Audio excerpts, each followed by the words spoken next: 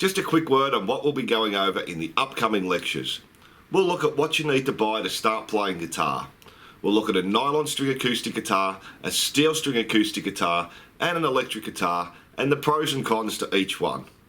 We'll have a listen to what they sound like and what I suggest to buy as a beginner. We'll look at what a pick is and the different types of picks and what's best for you. We'll go over how to put your strap on. I'll show you a few different guitar tuners and some free apps we can use when tuning the guitar. Now in this course, we'll be using a Capo, so I'll show you what it is and which one to buy, and finally some different guitar stands. In these lectures, I won't be showing you how to use all these things. That will be done in the following lectures. This is just what to buy. If you have all the equipment you need, you can jump ahead to the anatomy of the guitar. If not, let's get into it. In this lecture, we'll have a look at 3 different guitars: a nylon string acoustic guitar, a steel string acoustic guitar, and an electric guitar. We'll go over the pros and cons to each and what I suggest to buy as a beginner. Before we start, let's dispel a few myths. A lot of beginners think they have to start on an acoustic guitar, and as they get better, they'll move on to an electric. Now this isn't true. As a beginner, we learn the same things on both. And if you like the sound of the electric guitar, make that your starting guitar. Don't be too worried about the brand of the guitar. You don't want to spend too much. Use your first guitar as a stepping stone, and then after a few months, and if you enjoy playing, get yourself a better guitar. Spending a lot on your first guitar won't make it much easier to play. Avoid second-hand guitars. You get no support. If you've brought from the local music shop and you break a guitar string or anything goes wrong, you can take it back and they'll help you out. Last thing, if you have a friend or relative who has a guitar and they're not using it, see if you can borrow it for a while until you work out where the guitar is for you. Now before you run out and buy your first guitar, there are a few things you need to think about. First, what style of guitar do you like? Do you like your metal, rock? Do all your favourite players use electric guitars? If so, get yourself an electric guitar. If you like singer-songwriters like John Mayer or country, or you want to have a sing-along with your mates, you're better off with a steel string acoustic guitar. Your nylon string acoustics are for classical or folk music. The second thing you need to check is the action of the guitar. All that means is how high the strings are off the fretboard or how hard you have to push down to create a sound. I find with beginners, if they have a high action and have to push really hard all the time, their hand gets sore and they won't want to practice. So we want a guitar where the strings are only 2 or 3 millimeters off the fretboard. Now let's have a look at some of the pros and cons to each guitar. Your nylon string is an acoustic guitar, so you don't need to plug it in. Get it home, unwrap it, and you're ready to go. The bottom 3 strings are nylon, so they're a little bit thicker than the steel string acoustic guitars. Now I don't suggest starting on a nylon string guitar. The neck is much thicker than a steel string or an electric guitar, so it makes it harder to fret your chords, and it's difficult to reach the top strings. If you break a string, they're quite difficult to fix. And if you're used to hearing a steel string acoustic guitar, which has a nice bright sound, the nylon string acoustic has a much duller sound. Now the good thing about them is they're cheap, under $100, and the nylon strings won't hurt your fingers as much as the steel string acoustics. But when you start, your fingers are going to hurt on guitar anyway. If you do decide to go for a nylon string guitar, go for the 3/4 size. The neck's not quite as long and it's not quite as thick. So unless you want to play classical guitar or you're on a tight budget, the nylon string acoustic guitars, it's just not a great starting guitar. Your next option is a steel string acoustic guitar. If you like the sound of the acoustic and all the players you like use a steel string, this is a much better choice than the nylon string acoustic. You won't need an amp, you can unpack it and start playing straight away. All the strings are steel and it's a much brighter sound than the nylon string acoustic. Now you'll have to spend a little bit more on the steel string. I find the cheaper ones normally have a high action, and as we spoke about, that can hurt your fingers. If you're under 10, go for the 3/4 size, the neck's a bit shorter and it's easier to reach up to the top strings. Now if you get a nylon string or a steel string acoustic, the body of the guitar will be much thicker than the electric guitar, so you'll have to lean over to look at your strings. And finally, you don't need to spend more on one you can plug in. An acoustic guitar will be loud enough without an amp. The last one we'll have a look at is the electric guitar. Now you can get these in starter packs, and I suggest most beginners should start on one of these. The action's normally pretty good, and the body of the guitar is much thinner than the acoustics. And when you start, you'll want to look at your right hand and what strings you're using. They also come in 3/4 size, so if you're under 10, go for one of those.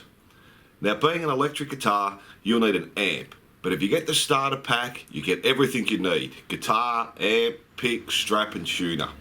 Now the biggest problem with cheap guitars is they're hard to tune properly. You'll tune the strings with your tuner and different chords will be slightly out of tune. The only way to fix this is to get the guitar set up, and that can cost up to $200, and the cheaper guitars just aren't worth it.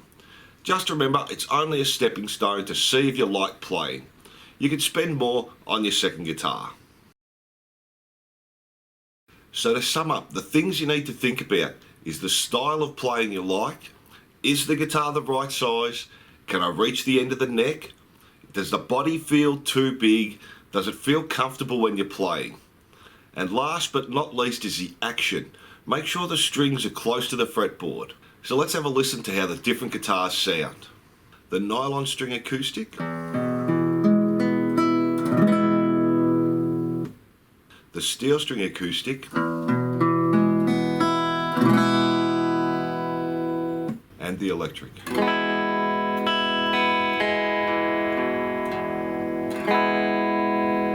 One last thing, always ask for a discount. Most music shops will take a bit off for you.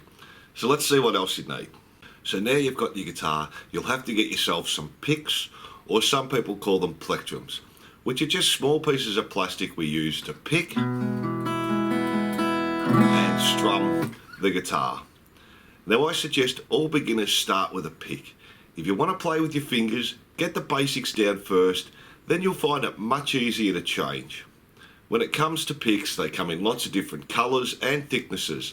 There's not much to them, and most of them will be triangular. Now as a beginner, the most important part is the thickness. So if you have a look at your pick, it'll have a number on it, and that represents how thick the pick is. And it's normally done in millimetres. One of the thinnest picks is a 0.46 millimetre, and you can see it's very flexible. Right up to the 2 millimetre pick, which won't bend at all.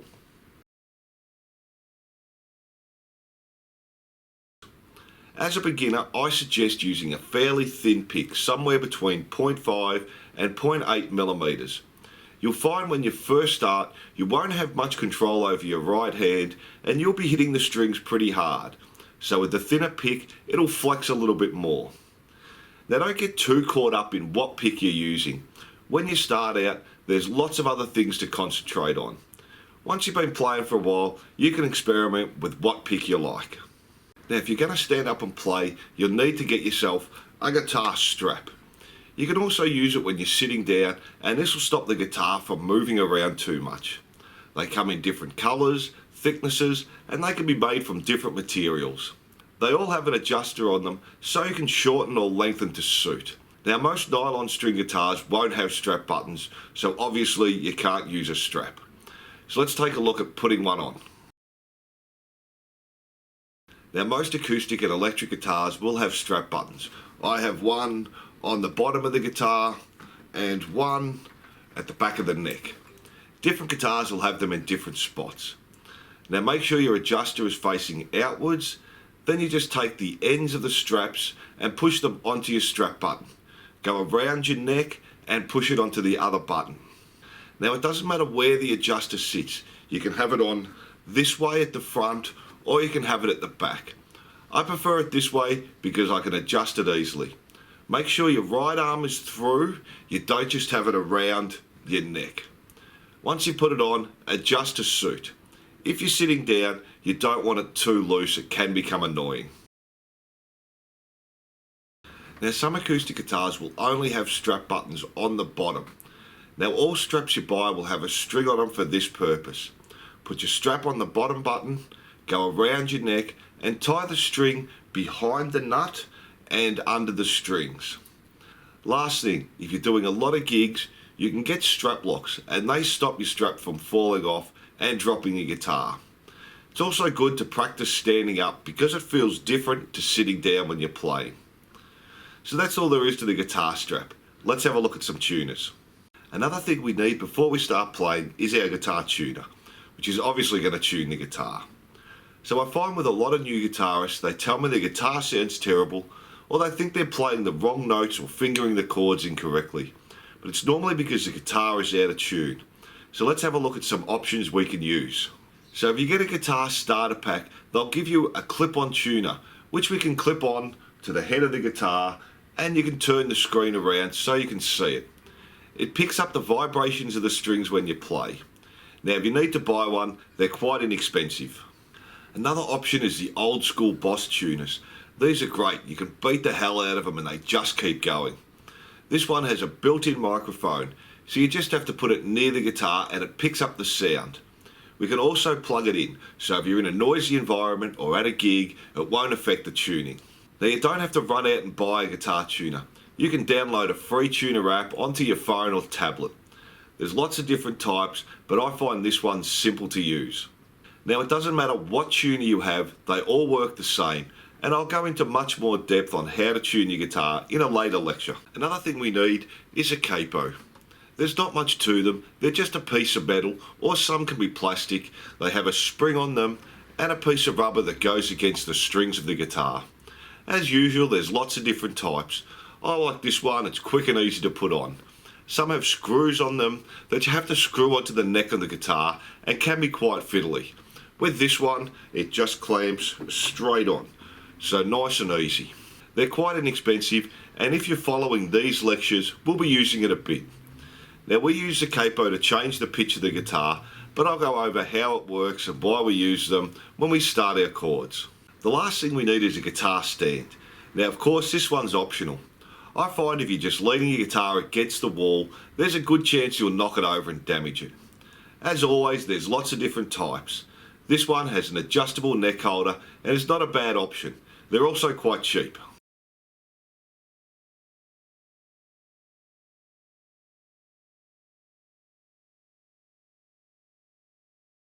We also have the A-frame stands. I prefer to use this stand as it's not pushing on the neck of the guitar. They're a little more expensive, but better for your guitar in the long run. Now we can also get stands that let you hang the guitar from the headstock, and they're pretty good too. Now just a little tip, don't leave your guitar too close to heating or cooling vents. Because they're made of wood, they will expand and contract, and this isn't good for the guitar. One last thing, try avoid leaving them in hot cars.